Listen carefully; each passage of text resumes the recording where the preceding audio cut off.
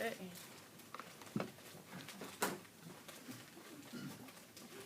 Okay, I want to welcome everyone. I'm Michelle Rogers. I'm a content editor at the Record Searchlight, and we're offering you free workshops here today through the 530 Media Project, which is a community outreach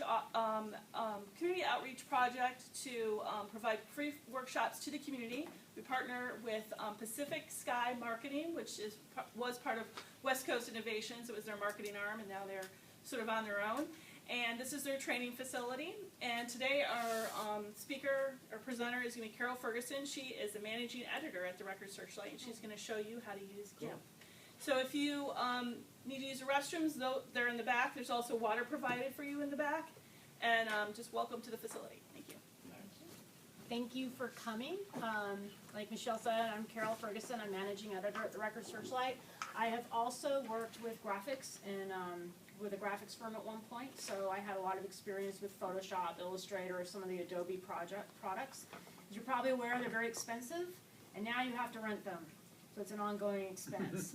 Yeah, but it's only $9.99 a month. So. You know, that's all it is. Just put it on the credit card. But GIMP gives you a lot of the same functionality of Photoshop, but for free. All you have to do is download it on your computer.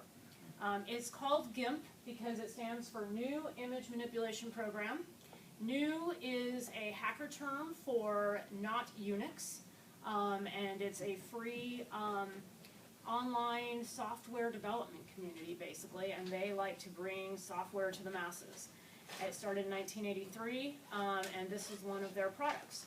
It's free to use, download. You can use it on Mac, you can use it on PC, and once you download it, it's there to use, and that's it. So I will start showing you some of the basics. How many of you have ever worked in Photoshop? Okay, so this will probably be really basic for you. I'm going to go through several steps, such as how to open the photo, how to rotate a photo, how to crop a photo, and then some color manipulation. If you've worked extensively in Photoshop, what I'll just be, basically what you'll be learning is where the tools are here. They look a little different. It doesn't have quite as much of the robustness as Photoshop does, but it does have some of the same functions. So I will get started here. First things first, if you do not have GIMP on your computer yet, you just have to download it, and you can go to gimp.org, and you can download the latest release. It has notes on releases, anything new comes up, and explains what it does. And that is gimp.org to download it. So I'm going to, let me take you to the GIMP interface first. So when you open up the GIMP program on your computer, you will see a toolbox over here on the left. It should automatically come up over here. You will have this task area here, and this has your bar of for file to open and some of your editing functions. And then the layers, brushes, and a filter over here that has some fun splotches over here. I'm not necessarily going to get into that today, but these are things that you can use to put on your photo if you want to put some like stripes or splotches or circles or whatever on it. But we're not going to get to that today, but that is over there. That's what this is. Over here is your toolbox. If you hover over all of these tools, it will tell you what they are. The ones I'm going to be using today are crop tool. So the crop tool in a new looks like an X-Acto blade. In Photoshop, it looks more like the old-fashioned crop tool. It's like a box. This one that's the crop tool there. You have scaling tools, so you can scale a photo up or down, warp it if you want. A shear tool. The other one I will use today is a little bit of the dodge and burn tool. I can show you a little bit on that. Can you make that box bigger so that we can actually... That's as big as it gets. Oh, okay. I mean, I can't make the items bigger. Okay, thank you. Sorry. So making the whole thing bigger actually does help a little bit. Okay. So what does shear mean? That's just where you slice off a part of the photo. So we probably won't be getting into that. Oh. I'm going to be using crop, a little bit of the dodge and burn today. But there are a lot of other tools on here for more advanced functions. If you've worked in Photoshop, you'll recognize some of these. Free select tools, the eraser tool to erase things, paintbrush tool to paint over your photo. So a lot of these functions are there. You have a Band-Aid photo for the healing tool that lets you kind of get close up and start correcting some of the, or changing some of the photo. So I'm going to show you, basically, I'm going to start in on a photo now. I'm just going to walk through this. I do have the presentation on a whole slideshow, but I might just be easier if I just pull them up and just start walking you through what you do. So, to get your photo open, just go to File, like any other program, File, Open, and you find your photo. I'm going to open up this one for the Ferris wheel. Took this on my vacation a few weeks ago. As you see, it will open up in here. Tools are over here, photos right here. Down here, you can control how big you see it. Right now, it is defaulting at 50%. But if I make it 100%, it'll bump up the photo, as you can see. Now it's the full size of what it is. But actually, if you want to work on these, the smaller the better, so you can see the whole photo at once. And what did you use to make it smaller and bigger? Down here, there's a little bitty box down here. See where it says 50%? Right down here. And you can change it. You can also just click on this and choose one. So I can make it 400% and see it really up close. So that's kind of how you can manipulate and just see how this is. One of the things that you may want to do with a photo, one of the first things is crop it. So let's say there's parts of the photo you don't want, or you want to take a horizontal and turn it into a vertical. Or you want to take a vertical and hack off part and turn it into a horizontal. All you have to do is go to the crop tool, click on it. You'll see there's a tool options box underneath. This will give you options for that tool. You can play around with these, you can see what they do. For most purposes, you're just going to just click on it and crop. This is very advanced stuff if you want to do all that. So I'm going to crop out that part of the photo. When you go to crop, the part that is going to stay will be light, the part that's going to go will be in dark. So you can kind of play around with it. You can move that box before you crop it to see, is this really what I want it to be like? And you can make it wider. Oops. Not like that. Hold on. So yeah, so you can control where you're going to crop it. And I'm going to crop it there. And you double click, and the rest of your photo's gone. So Does it have ratios that it'll automatically do? Like a 2 to 3 or a 4 by 6? I believe over here you can. Over here, aspect ratio, you can choose Okay. width, height, size. Like I said, it's not as robust as Photoshop, but you do have these tools. You can also pre-program a size in. So you can just, you can lock the size of the box. So it does have that. It's like I said, it's all just in different places. Right, A little right. different than that. It's hard to see on the screen. Yeah, I know. Everything's so small. So kind of bear with me as I go through this. So that's how you crop a photo. The next lesson I wanted to go through is determining your photo size. This becomes important in how you're going to use your photo. So let's say you want to make a print of your photo. You want it to be large. You want it to have a high resolution. That's usually referred to as DPI, which means dot per inch, or resolution. 72 DPI is usually what's used online. It's a lower resolution, but on screens it looks fine. You also are concerned about the width or the height. And you want that, even online, you want it to be a pretty good size. Usually around 10 inches wide will get you a really nice looking photo online. It's going to be a nice size and look good. Anything too small can't really be blown up much to look at. If you blow it up to look at it, or you try to upsize it later, it's going to lose a lot of information and be very blurry and all that. If you want to print a photo, I don't know how many of you have ever taken a photo and tried to upload it to a place where they'll print it for you and they say photo not large enough. Sometimes that just has to do with the file size, but also may have to do with the DPI. Ideally for print, you want 300 DPI, which is really high. That's for a really high quality print. You can do it around 200 DPI for a good print. So I'm going to show you how in GIMP you find the sizing and you can change it. So you go up to Image, and you go to, where was I? It was a canvas size. Nope, it was not. Hold on. Sorry about this. Hold on, I'm blanking. I know that they're like, it's print size. So here is, so what you do is you go to the, you go up to Image, and you go to Print Size, and here you can control your resolution, and you can control your width and your height. Over here, you can control how you're seeing it. It can come in as points, it can come in as meters, and it also has yards and feet for very large things. Right now it's defaulting to inch.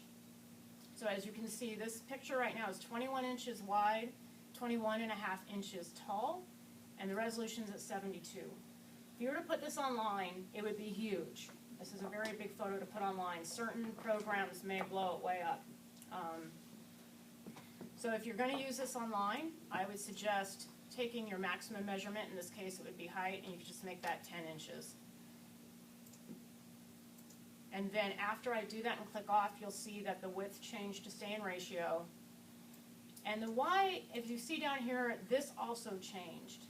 So if I wanted to base this back to 72, oh my gosh, hold on one second, excuse me. Hold on a minute here. No, when you do that, it gives us time to think. Oh, good. At least Okay. me. All right. Hold on one second. I need to go back to my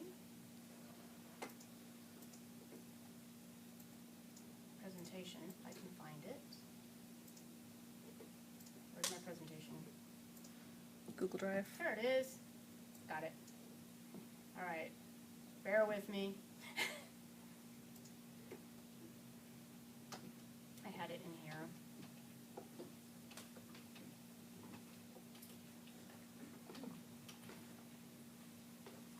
Okay. Here we go. I went to the wrong spot. It's scale image. All right. So back to our photo. I'm going to go to Image, Scale Image. There you go. Okay, this will be better.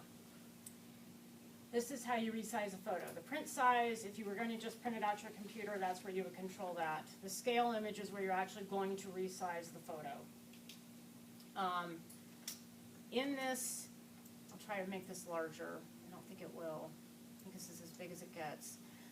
Up here you have the width, the height, and the resolution. Over here, real small, you will see there's a chain. You need to keep this chain linked. You can click off of it and see how it unlinks.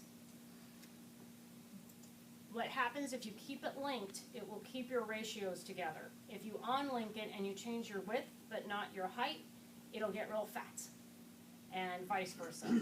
So you want to make sure these stay linked unless you really want to warp your photo a lot. As you can see here, it is defaulting to pixels. And, you know, 1,512 pixels may mean something to somebody, but I don't think it means much to us. So you can come over here and click on this drop-down menu and change it to inches. And here's where you'll see it's 21 inches wide. And down here is at 72 DPI. If I want to just use this online again, I would just make the height 10 inches. There you go. And now the width is, this is almost a square photo. And then the resolution stays at 72. However, if I want to send this off to Target or Walmart and get a print made, most likely you want to change that resolution to 200 pixels per inch. And then the height, as you can see, will automatically shrink the DPI and the size ride together in a ratio. If I try to now make this photo at 200 DPI at 21 inches, it's going to be blurry. It's going to just take that information and blow it way out. It's going to try to make those pixels fill more space. So kind of let the computer tell you about what the max this photo can be. Because let's say I want to print this at 8.5 by 11, but at 200 DPI, I'm going to have to download this photo in another way to get the original size larger. This photo, the original wasn't large enough to accommodate that. So just kind of keep that in mind. There's a ratio, and it's 3, because it's 72, well, to 300 it would be 3, to 200 it's like a ratio of 2 to 1. That makes sense. So like if your photo is 10 inches, and it's at 72 DPI, when you change it to 200, it's going to be around 5 inches. It's going to shrink it in proportion. So that's how you do that. I'm going to keep this one at 200 and 3 point, and this, so if I wanted to send it off for print, best I'd probably get out of it would be like a 3 by 5 at a high quality. If you have a really high quality camera and you've taken a picture which has a lot of pixels in it, can you not make it 300 and get an 8 by 10? Yes, you can. You can still send off the 72 with all the information. Yes, you can send it off as it comes off your camera. Your camera will probably send it off as 72 DPI at something like 30 inches wide. No, but if you download it and so now you've got the picture and you're telling the computer, I want an 8 by 10 of this at 300. If it has enough information to allow that, it'll just work with it. Yes. Okay, and if it doesn't, it will inform you that it can't? When you try to upload it to whoever's going to print it. So like, for Let's say instance, I want to print it myself. I've got it hooked up to my printer. you could give it a whirl. But if there's not enough information, it's going to come out fuzzy. But will it tell you that? Like, will it No, say? it may not. No, it may not. You may It'll just, show you the size. it'll show you the size. If you plug in 300 DPI, it's going to show you the max dimension. Yeah. But if you then, can you just, it'll bring that up, I understand that, but can you then override that and just say, no, I want 8 by 10 at 300? Yeah, you can. Yeah, I'll show you what happens to the photo. So if I change this to 300, Sure. but I really want it to be 11 inches. Mhm.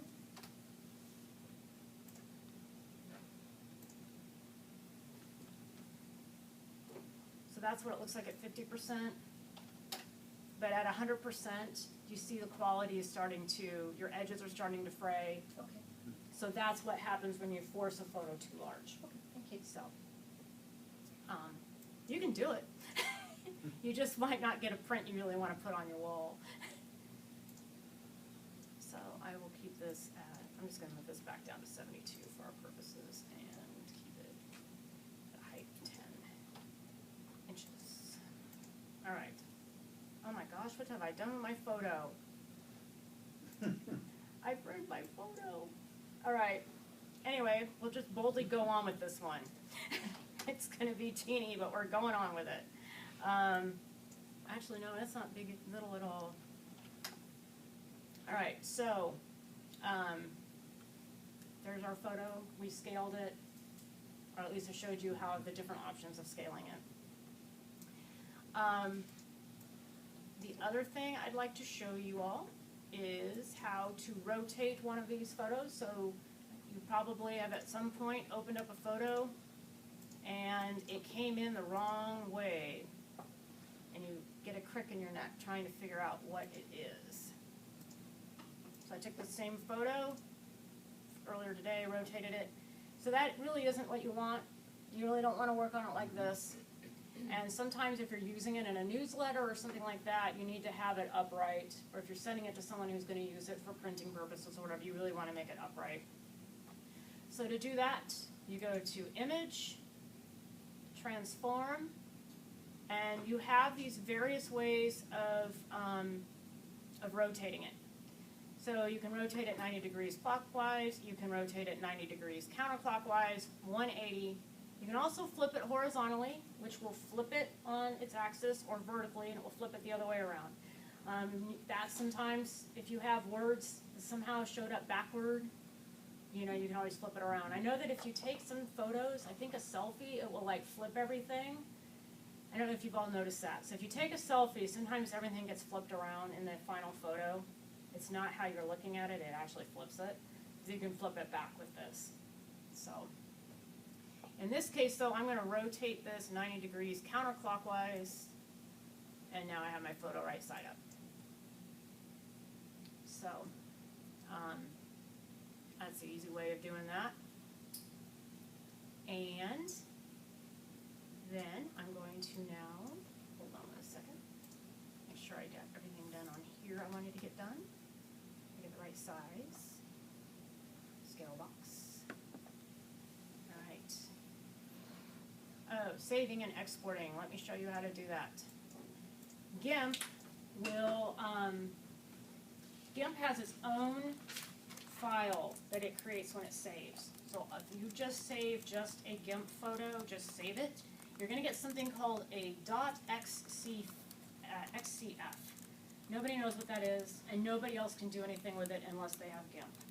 So those who've worked in Photoshop, it's akin to the PSD document. It keeps all the information, all your layers. It keeps all of the history of what you've done to the photo. And it's really not useful for most of what you're going to be doing. So if you want to save something out of GIMP and be able to use it somewhere else besides in GIMP, you export the photo. And to export, you go up to File, and you go to Export As. And it will give you a chance to rename the file if you want. And it will also down here give you all kinds of options for how you want to save it. JPEG is the traditional way. That's useful on everywhere. You can put it on Facebook, you can tweet it, you can, there's a lot you can do with that. So you can use JPEG. If you need to do a PDF, that's also available. You can do pings for website development. Pings are used a lot. There's just a lot of different ways. There are ways you probably would never even imagine you can say these things. So the JPEG's the main one. So you can just choose JPEG. At home, when I was doing this on my Mac, this suffix did not really change to .jpeg, so I had to force it. It still worked as a JPEG, but just to let you know, on a Mac, it wasn't necessarily keeping up with the suffix. It was keeping it, it wanted to default to a PNG. So if you use Macs at home, you run into that. I just click down here, and I just cheated and changed this. It still worked the same, so. And then you hit export. So you cheated and changed what? Well, you The would change top line? this. So this little thing here, the .jpeg. That is, some computer programs really need that. They need that dot something so it can identify the file type. And what I was explaining was at home I have a Mac and it was defaulting to PNG. And no matter what I changed this pull down menu to, it just insisted on keeping it PNG. And so I went up there and just typed it in. So I may need to re-download GIMP and get the latest version, but like let's say I want to change the name of this to Ferris wheel right side up. You just do that. And then I just typed in a .jpeg. Hit export, and over here you can choose where you're going to send it to, just keeping it on the desktop, and then just hit export. JPEGs, you get a choice of how you want it to save. It will default up here pretty high. If you just want a quick and dirty little file, you can take the quality way down. It makes it smaller if you need to send it somewhere, for some reason you need it. There are some advanced options. For those who know what these are, they're smoothing, there's subsampling. A lot of this you would use if you're doing professional printing or print work. But for most of the time, you just want to make sure that quality's up there and just hit export. And then it will show up on your desktop. As you can see up here, for the title of this photo, just to show you right now, I have not saved this. So it just is saying untitled. But if I do save it, Control S or save, you see you get this XCF file. And like I said, there's not much you can do with that except open it in GIMP. All right. Any questions so far? When you're saving a file and you want to keep your original, and if you go to save as, does it then not save Yeah. your original as it originally was? What happens is with GIMP, when I open up my original file, it created a copy. It just said untitled. So it Okay. already was creating another copy. And so now I can do whatever I want. My original JPEG still exists. Okay, and will stay unchanged. Yes. Okay. Yeah, so if you need to go back. There are undos in GIMP. So if you get somewhere and you don't like it, there's like a place you can go and delete what you've done. But if you keep your original, and it will automatically open up and create, you know, like it said untitled, so it was creating a copy automatically.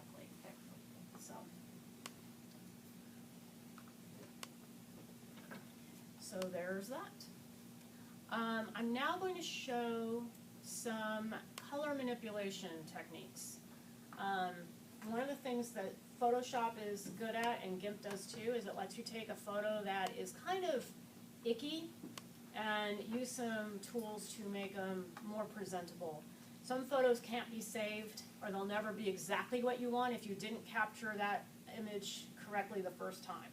If you don't use a flash, and it's dark, which is the photo I'm going to show you, there's things you can do to try to salvage it, especially if you take it at a very high resolution and you have a lot of information.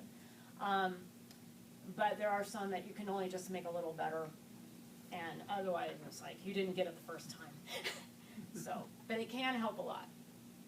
So I'm going to close this one out. I'm going to open up and introduce you to Glenn.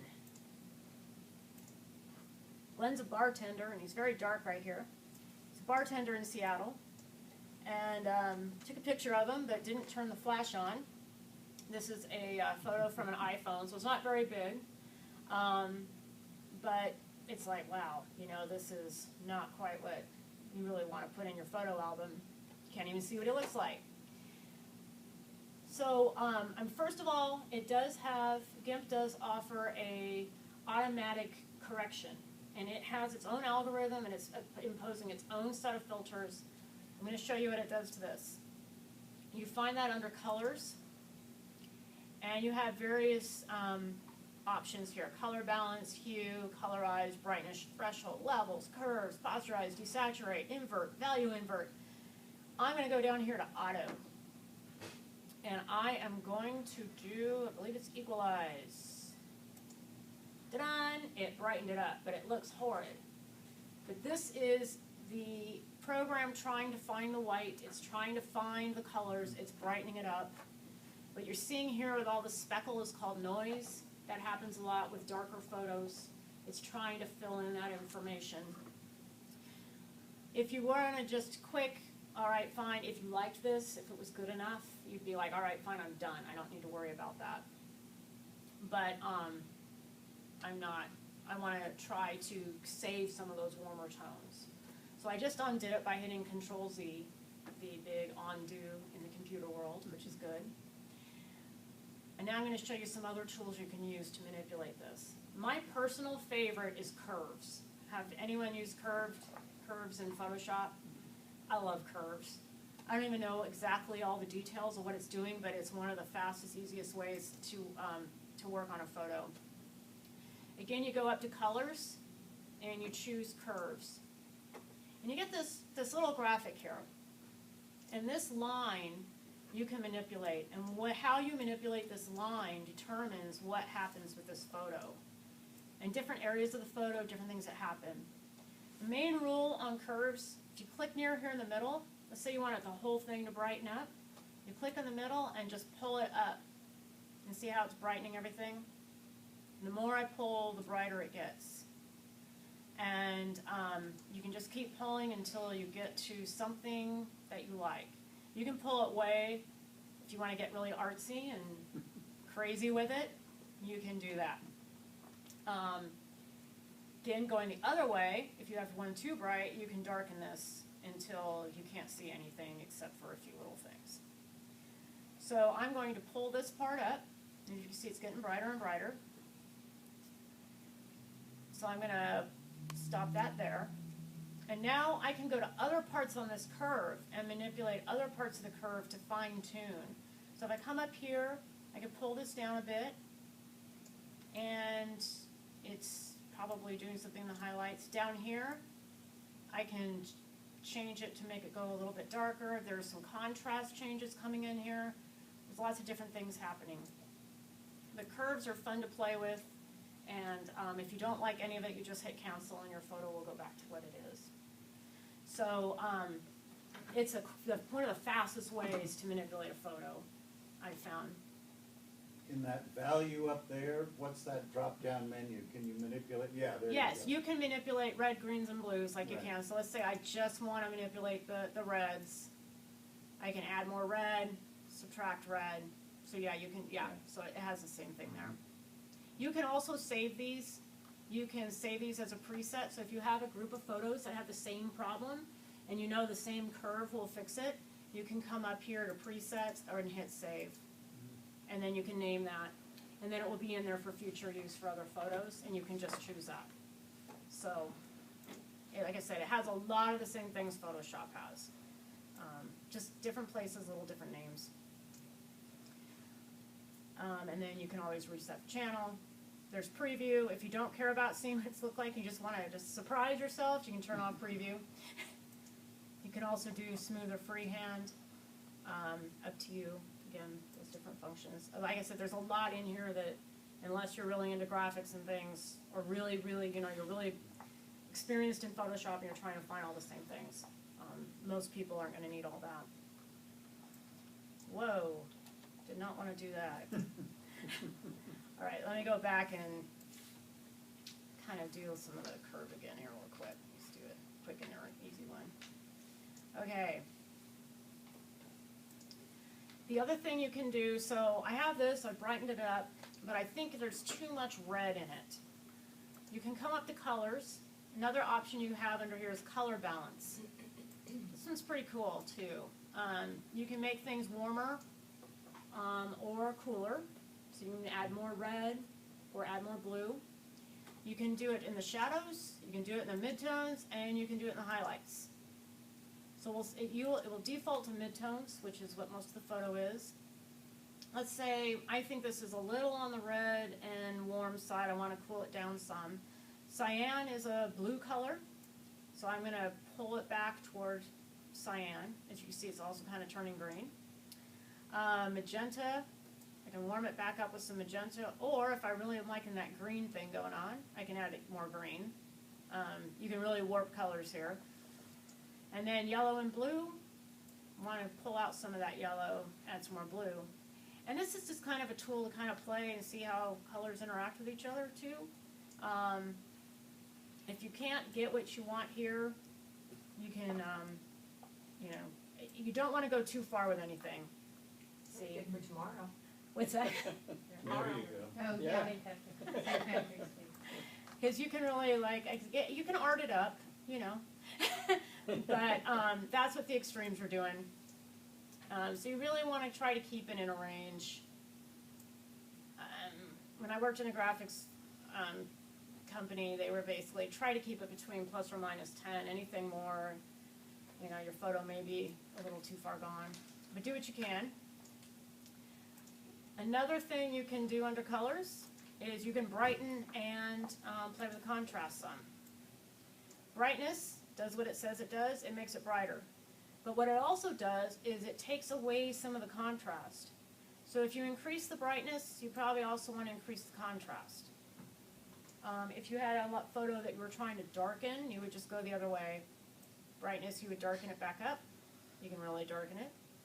And contrast, again, you can make it so everything's fading out. Or you could go the other way. There's lots you could do with this if you really wanted to make a bad photo. But again, the more bright you make, you got to add some contrast too. Otherwise, the guy will start to disappear. Could you use that on your original dark photo to get it lighter? Yeah, let me show you what that looks like.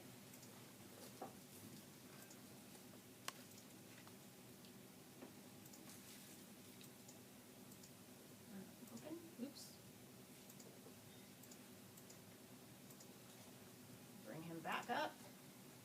So yeah, so if I just wanted to go and just try to do it on that, so to do brightness and contrast, I can just keep brightening it and add the contrast. But you see, I have, you have to really brighten it. And that's where the curves are much more intuitive. Sure. So I would suggest starting with curves and playing with those. It's just a much more intuitive tool, and you can just manipulate it until you get to a spot. Doing it just with this can be very difficult. That's why I came here after the other one, because it was like, well, I still want to brighten it up just a little bit, but at least the colors are there where I want it to be. Let's see. Let me bring this back up a little bit so I can stand looking at it. That is the major parts of color manipulation. Going into something more fun, it also has lots of different filters. A practical filter to use is a, hold on, it's here somewhere. There's Gaussian blur, there is, where's my, center noise, where's my sharpen? Hold on. There's a sharpen in here. Enhance. So one of the things that you can do with a photo, because this one's still a little soft, a little blurry, it's not real sharp. There's something called sharpen, and there's something called Unsharp Mask. Sharpen is kind of simple. It's one of your more simple ones. You can increase your sharpness quite a bit. In fact, you can create it to the point where it will start to look a little overworked.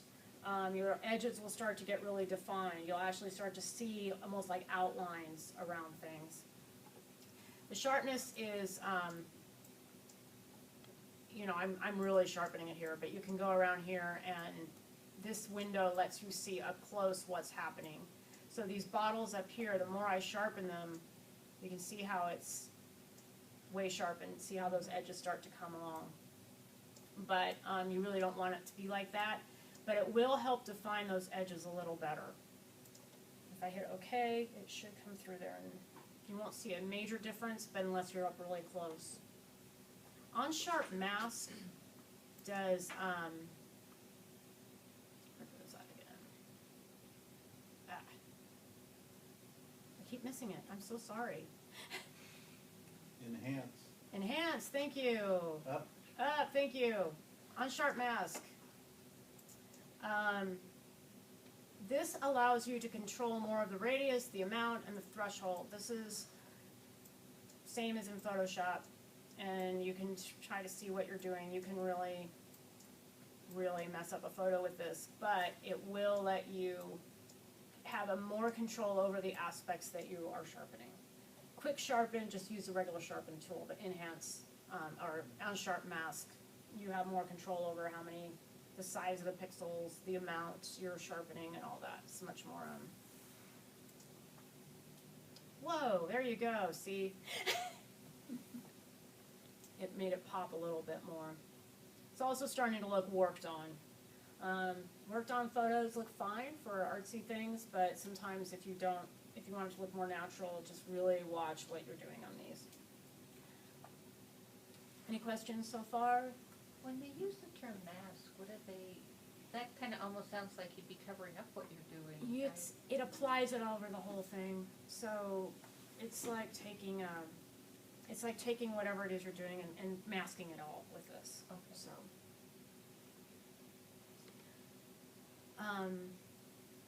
but yeah, they just call it a sharp mask. So it does it to the whole thing. Any other questions, Seth? No? Okay. You could probably select areas and do that, all those same things too. Yeah, you do have this. Little selection tool. Yeah, your selection Yeah. tool. And you have the feather edges, rounded corners, Yeah. expand from center, the whole thing like that. You have your circular one as well, your ellipse tool. You have color picker tool. So you have most of the tools you All still that have in stuff, Photoshop. yeah. I don't really want to do that. So you can take that, just say put it on his face, and then just sharpen, say, the face, rather than the whole Yeah. picture. Okay. You should be able to do that. You can do different things here. I can just sharpen just his face. So, all right. So yeah, you can do all that. It also has some really cool filters that you can have a lot of fun with. Blur, you can blur this photo. You can do a Gaussian blur, which a lot of times when you're sharpening, you might also want to throw a little bit of a blur on it, just a little, so it doesn't, you can control a little bit more of that, of what it's going to look like. Some of the more fun ones, though, are you can distort these, you can emboss, and it will make it look like there's bumpy stuff. It will take that and turn it into, I'll show you what it is. Some of this gets a little weird.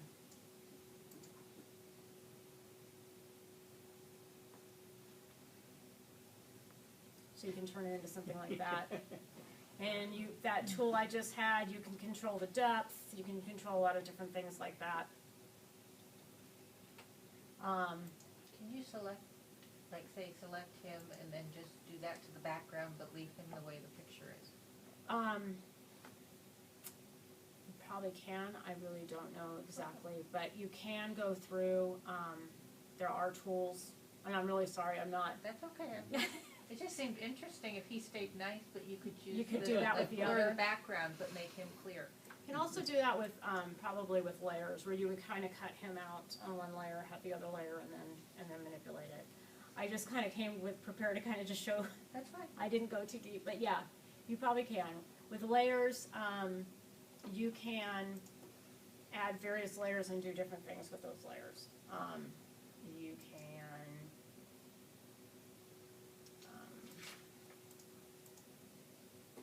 let me see, hold on a minute. It's just when you showed us how to sharpen him, do the sharpening mask, you just took a little square, but you could just sharpen that. Mm-hmm. Could you just take a little square and just blur that? Like say you wanted to blur some of the bottles in the background so they didn't stick out as much, but leave the rest of your photo the same? Yes. Okay. Yeah. You would use a selector tool. Take a box and whatever's Right in the click. box, it would do Yes. that too. Mm-hmm. Yeah. So like if I want to color balance that part, it's just going to do that, that part. Yep. So you can do that. Yeah. Yep. Like I said, there's a lot you can do with this.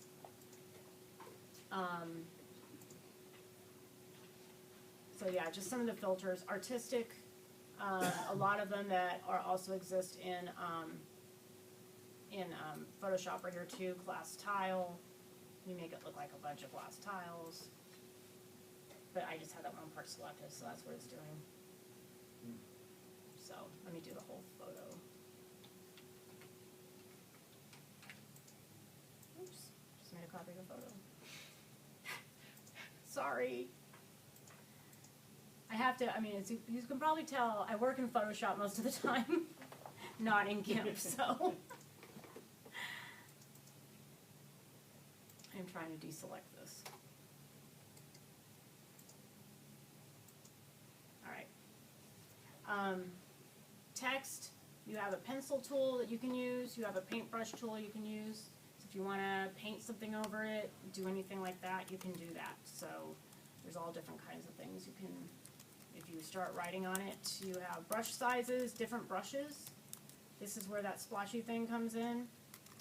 You can control your size. So let's say I'm gonna draw something on this or put some words on here. I just want, you can choose your brush, you can choose your size. This is pixels. So if you want to make it big, you just come here, or you can just type it in. I'll make it 200, maybe not that big. And then I have black chosen, but I can come here and choose any color. I'll choose red.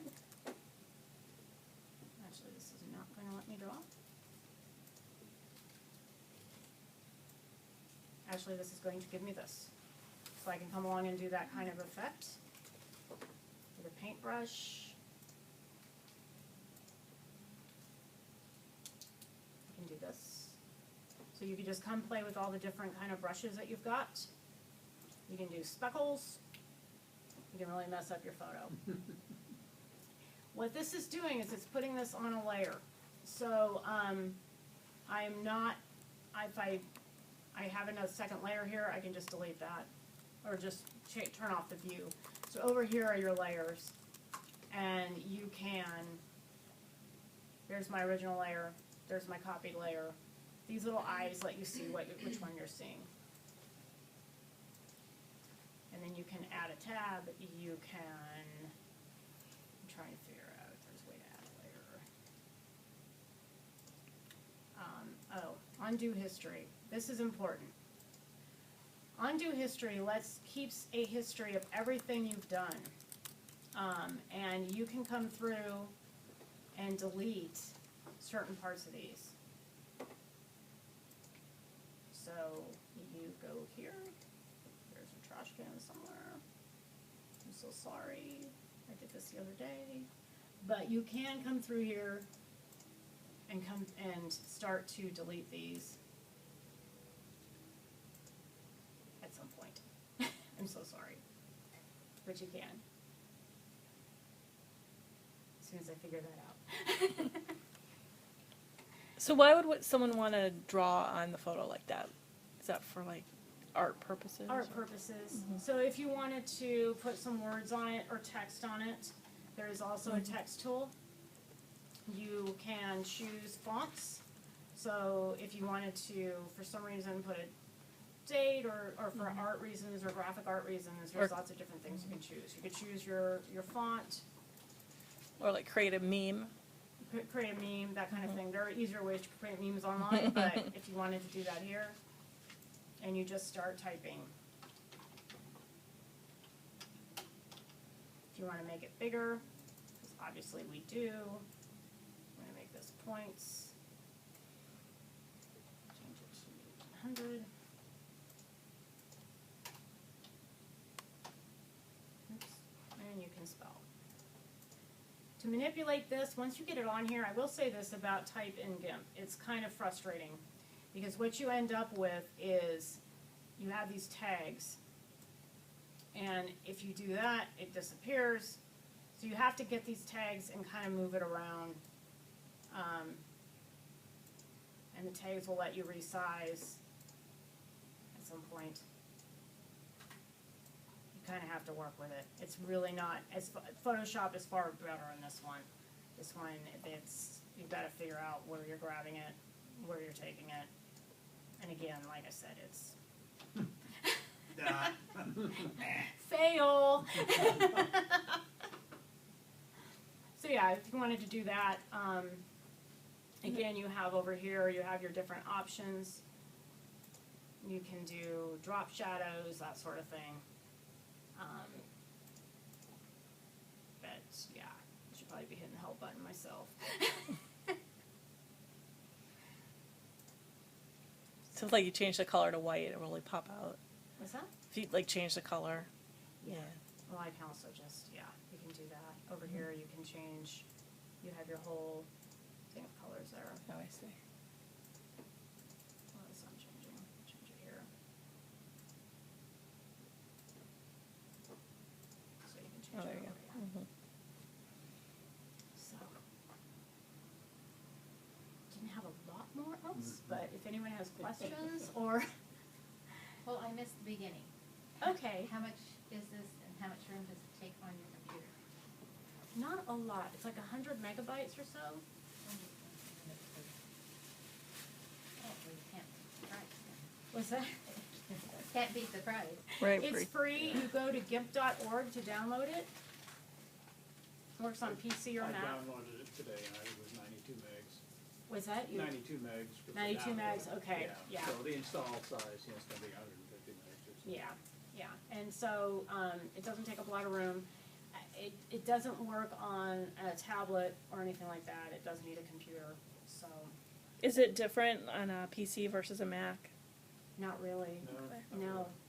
No, it's the same programming and all that. I run it on Linux and it looks identical, so, Yeah. yeah.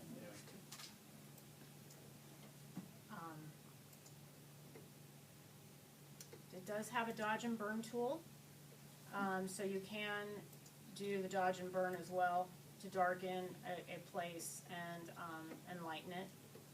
So I get the right kind of brush I want. I don't know why it keeps giving me these things. Why it keeps giving me that size of a brush, but anyway, you can use dodge and burn to darken and lighten certain areas. It should be burn.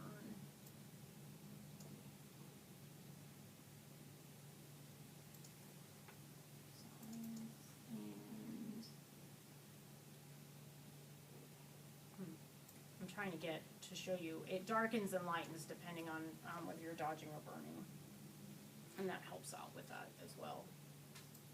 So To bring which does things what? down. I think burn darkens, dodge Burn lightens. darkens and dodge lights. Dodge lightens, yeah. So your PowerPoint is on the 530 Media Project blog, which is on reading.com under opinion. Maybe you could run through the slides just to show so they could go back later and look Sure. at it. And Let me go there.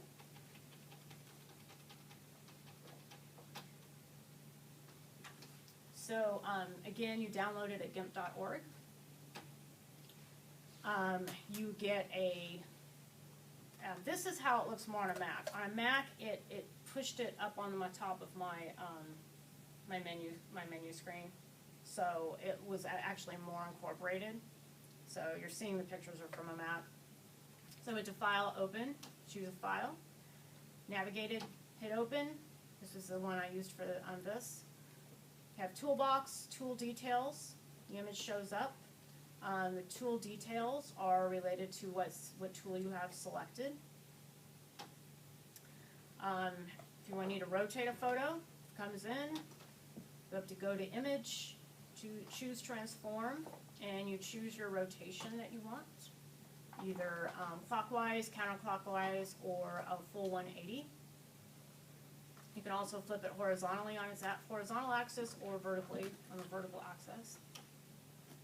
There you go. It's flipped.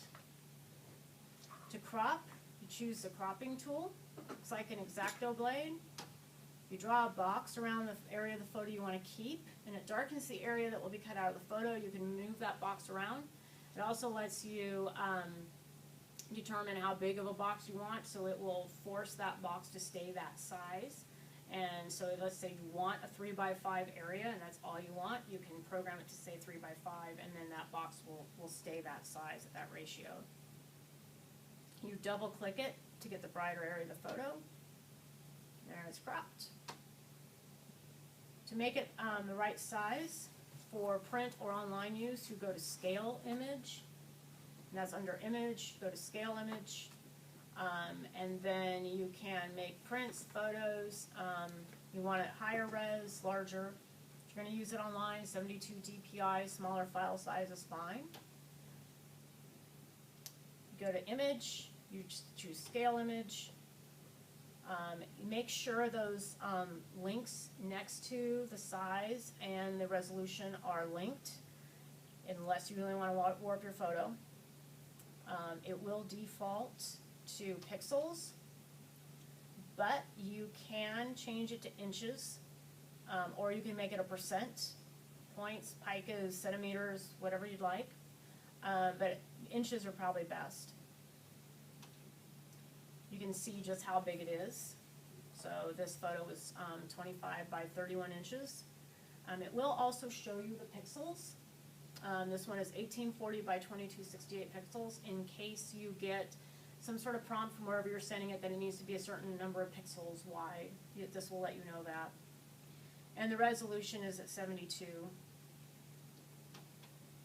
If you want to make it 200 resolution, then you want the width and the height will shrink. And you'll need to make those a little smaller to go with it. And again, if you want to make quality larger prints, you need to make sure that you're starting with a large photo file to begin with. And never enlarge a small photo. So if you have a photo that's 72 DPI and only 3 inches, and you try to blow that up, it's going to look It won't be able to be print. It'll look fine online to an extent. Again, for online, 10 inches wide, 72 dpi works great. Oops. GIMP, when you go to save, it sends it as XCF files.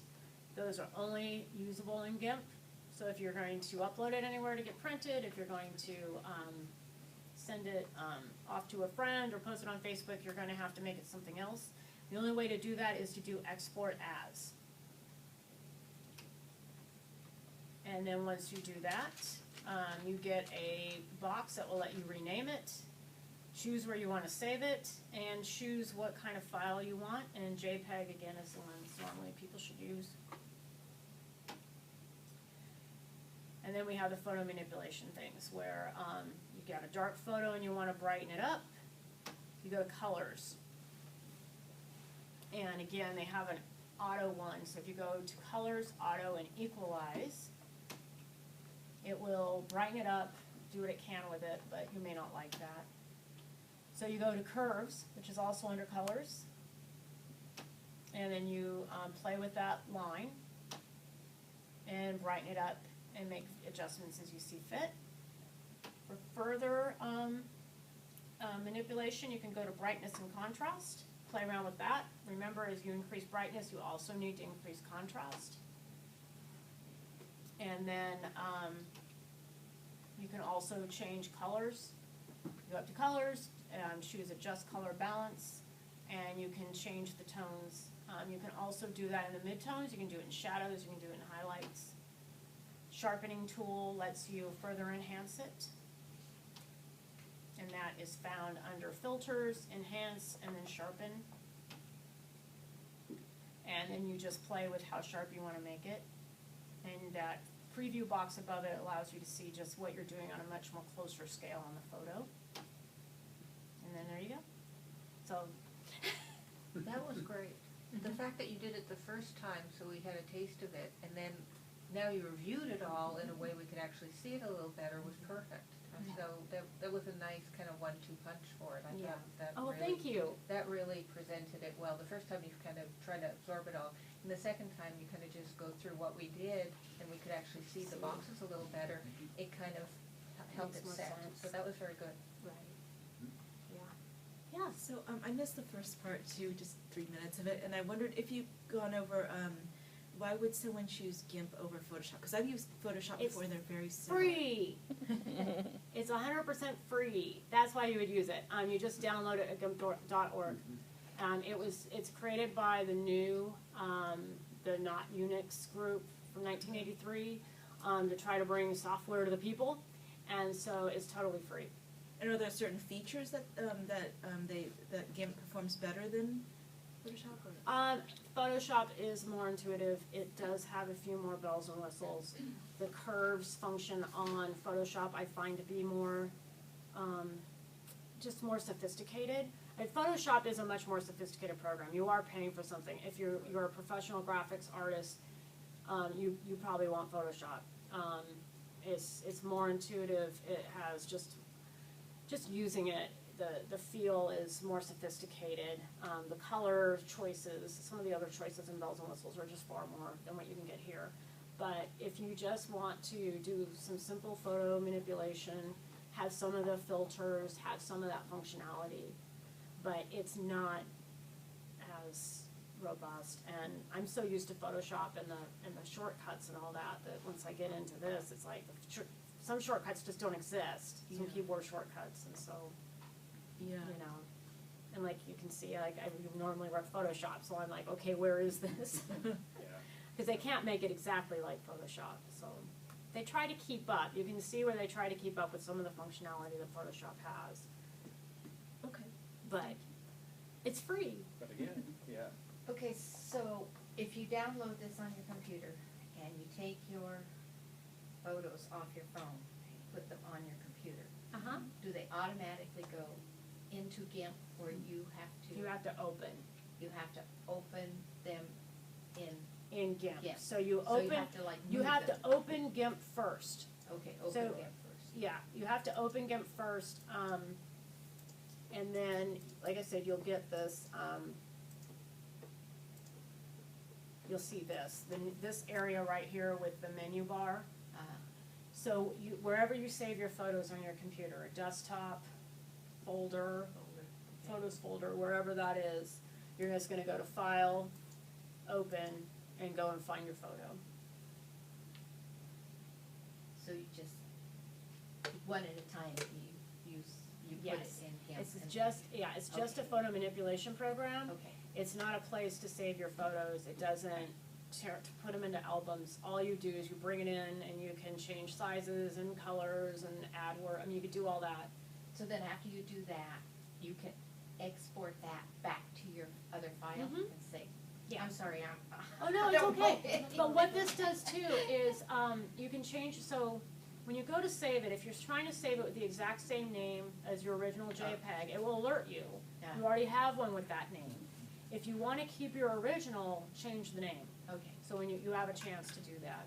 Or make a copy of it and open the copy in GIMP. The GIMP will automatically will allow you to not rewrite over the old one if you don't want to. It'll alert you. Otherwise, if you say yes, then whatever you did to it, that's what you've got now. So, So is everything automatically going to the FBI? yeah, I know, yes. Because it is free, you know. That's part of what you're paying for. No. But,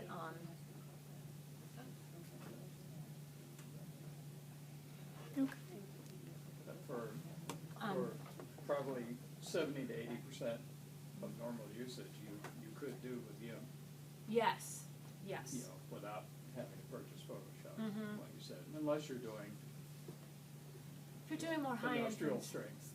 yeah, if you're doing more high-end So- things, and you really are concerned about that, probably stick with Photoshop. You could try GIMP and see how it plays. I find it's not nearly as sophisticated.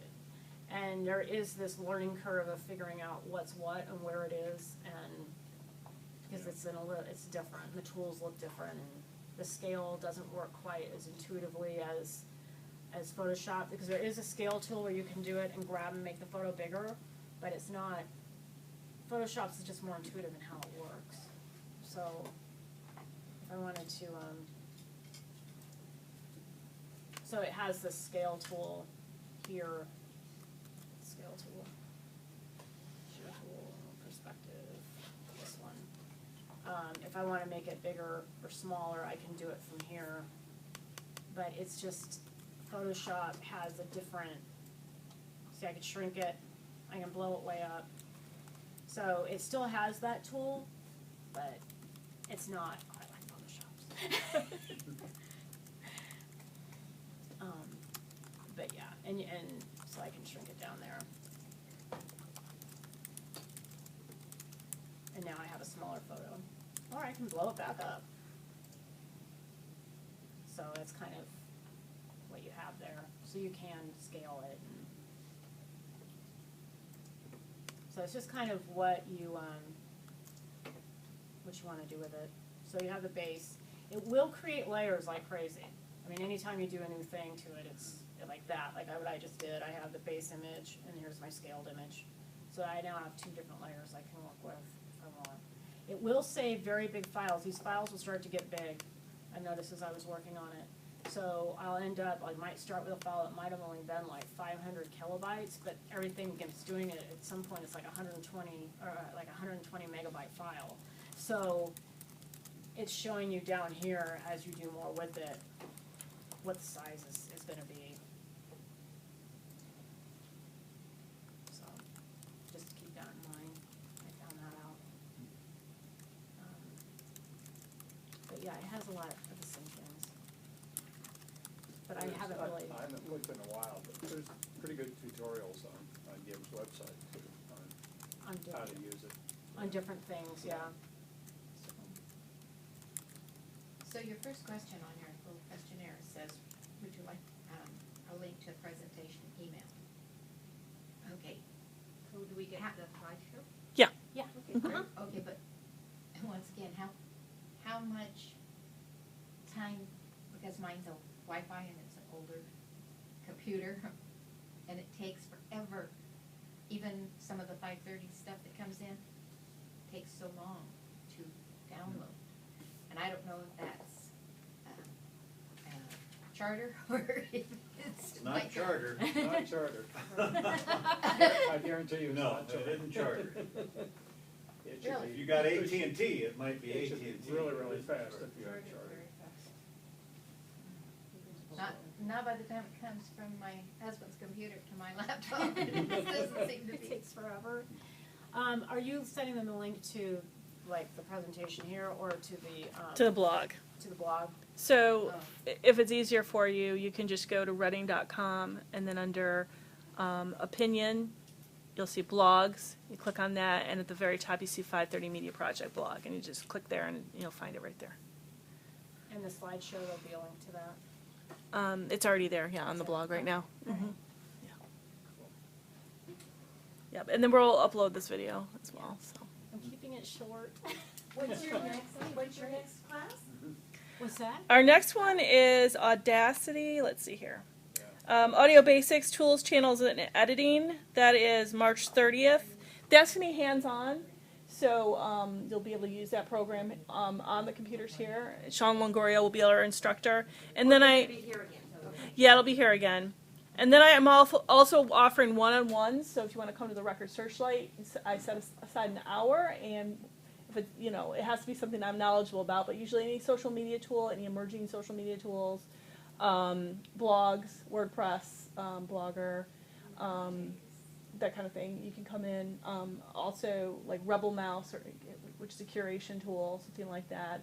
Video basics, YouTube, setting up a YouTube channel, that kind of thing. And when's the Arts Council deal gonna That will start, let's see which class starts there. That'll be Blogging 101, April 13th start? Okay, so at Old City Hall. So it's starting pretty fast Yeah. upstairs? Mhm. And when are you having a Facebook again? Facebook Basics, let's see here. Looks like April 6th, that will be here at 6 o'clock. And then we also have a Twitter Basics. LibreOffice might be a good one to do. Which one? LibreOffice. I don't know. Because honestly, it's an open source replacement for Windows Office. Yeah. Totally can read and write all the most current It does everything. Microsoft files. Excel, It's it a has all dynamite the different program. drawers. You wanna all teach of it? those, and it's All free. of It's called things. Labor Yeah, and they upgrade it all the LibreOffice, time. L-I-B-R-E, Office. Well, we're It's a- always looking for it's a- presenters, so if you want to, You're an expert. Yeah, Not an expert, but I mean. if you can walk people through it. I mean, most, 99% of people only use 20% of Office. If you need the stuff in there, it's great, but Yeah. LibreOffice has 95% of everything Office does. And, like I said, the files are, I've taken fairly complicated, Excel spreadsheets and bring them right into Libre, and it can save them back as an Excel file or Oh, as wow. as an open document file. So it's a great program.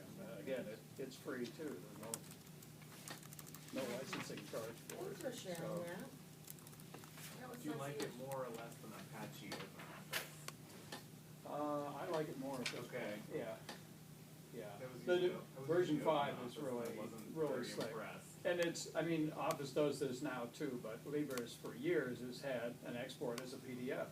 So you do a PowerPoint, you can just export it as a PDF, save it as a PDF, but not going through any hassle, just a little icon there to, export as a PDF.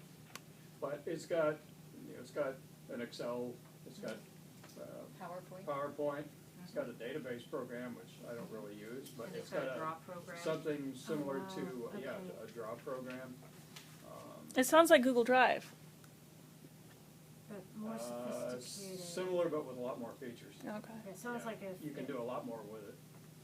Yeah. So I use Google Drive a lot too for just basic stuff. Works great. Mhm. Sounds great. We'll look into that. I'm a We'll big call advocate you. of Have open you source do- software. So, one, I'm cheap, and two, I just like to support the open source. Do you have Linux and Unix? So I Is use that what Linux. I use Ubuntu. Yeah. okay. Yeah, it's great because it comes with everything. I got one Windows 7 machine, but I got 3 Linux machines, so I run Mint 17.3, and you know it does absolutely everything I need to. And again, it's free and it's well supported, and I don't have to run any antivirus software, any spyware stuff. So It's a movement. yeah.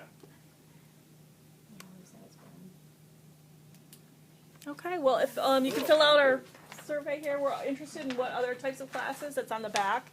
I've thrown out some ideas here, but if you have more ideas, write them down, and then I can try and find presenters on topics that we're not familiar with. Thank you, guys. Thank you for coming. Yeah, thanks.